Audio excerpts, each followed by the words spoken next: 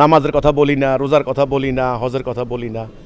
নামাজ রোজা হজের বয়ান তো সবাই দিচ্ছে, নামাজের মাসলা মাসাইল শেখাচ্ছে মাদ্রাসার মধ্যে, রোজার মাসালা, হজের মাসালা শেখাচ্ছে, তো জাতিকে বাঁচাইতে পারে নাই, 1 নম্বর কথা। 2 নম্বর কথা হলো নামাজ রোজা কার জন্য? যার ইমান আছে, যিনি মোমেন, তার জন্য নামাজ রোজা। যার ইমান নাই, মোমেন না, তার নামাজ পড়ে লাভ নাই, রোজা রেখে লাভ নাই। আমি একথা বলেছি, এই জন্য আমি ঐক্যের গুরুত্ব দিচ্ছি 1 নম্বর। কোরআনে আল্লাহ বলেছেন ওয়াতাসিমু বিহাবলিল্লাহি জামিয়া ওয়ালা তাফাররাকু, ফারাক হইবা না, ঐক্যবদ্ধ হও। ঐক্যবদ্ধ হলেই আজকে মুসলমান বাঁচবে।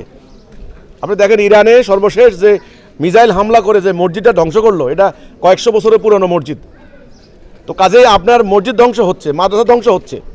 এখন দরকার ঐক্যের, ঐক্যবদ্ধ হওয়ার জন্য ইমানের দরকার। যার ইমান আছে তার জন্য নামাজ রোজা, যার ইমান নাই তার নামাজ রোজা পড়ে কী লাভ? এটা হলো 1 নম্বর কথা। 2 নম্বর, আপনি বলেন যে আমি সব সময় ঐক্য। দেখেন রোজা ফরজ, আজকে এই যে রোজার মাস, এখানে সবাই রোজা রাখছেন, রোজা ফরজ, কিন্তু আল্লাহর রাস্তায় যুদ্ধ করা ফরজ। এটা আমাদেরকে কেউ শিখাইছে? কেউ শুনেছে? শোনায় নাই।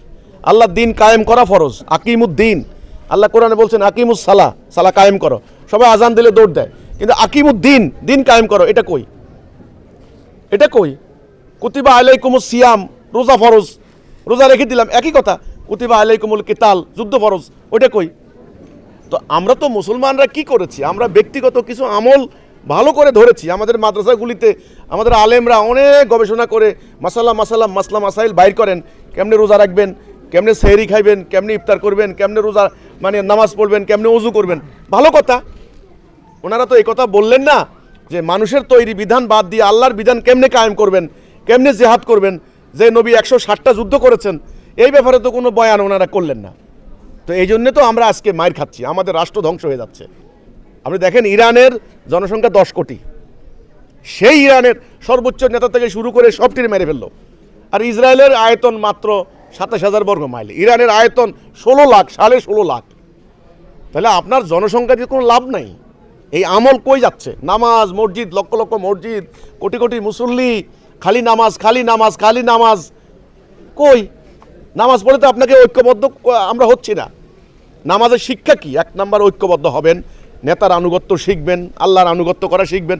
নামাজের একটা উদ্দেশ্য আছে না, একটা মানে আকীদা আছে না, সেই উদ্দেশ্যটা তো হারিয়ে গেছে।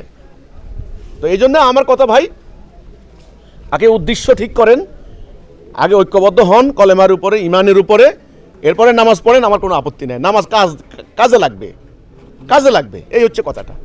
এই জন্য আমি আমার সব আলোচনায় আমার কথাই এখন একটা, আমরা ইমান থেকে সরে গেছি।